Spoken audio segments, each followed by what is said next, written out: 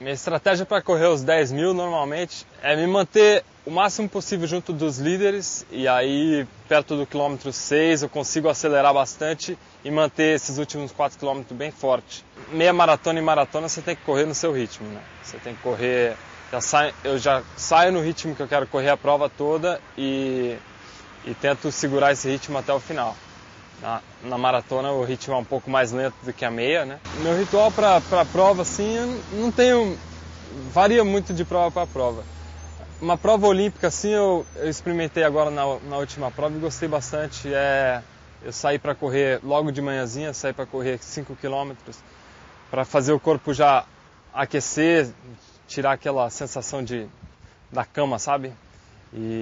Mas no Ironman isso não dá para fazer, você tem que poupar o máximo de energia possível. A largada é às 7 da manhã no Ironman, né? Eu acordo normalmente assim às 4 horas, aí como alguma coisa, faço um bom alongamento pelo fato do dia ser muito longo e vou para a transição.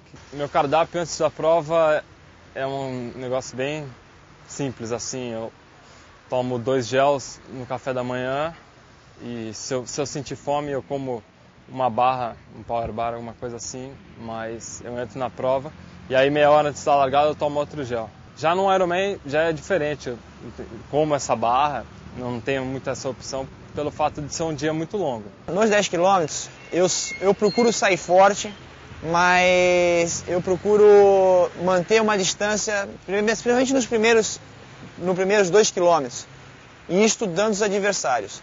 E a partir daí crescendo em cima da prova. Numa prova de 21 km, eu até uso essa mesma tática. É uma tática até meio que parecida à dos 10 km. E já no Ironman, é totalmente o ritmo que eu treinei e o ritmo que eu vou sair. Assim, eu procuro sempre fazer um ritmo progressivo. Já para os meus alunos da assessoria, eu já passo uma estratégia totalmente diferente. A mesma estratégia que eu uso nos 42, eu passo nos 10, tanto no 21. Procurem trabalhar progressivo, vão crescendo a cada momento da prova. Muitos daqueles que começam muito forte, a porcentagem de quebrar é muito maior.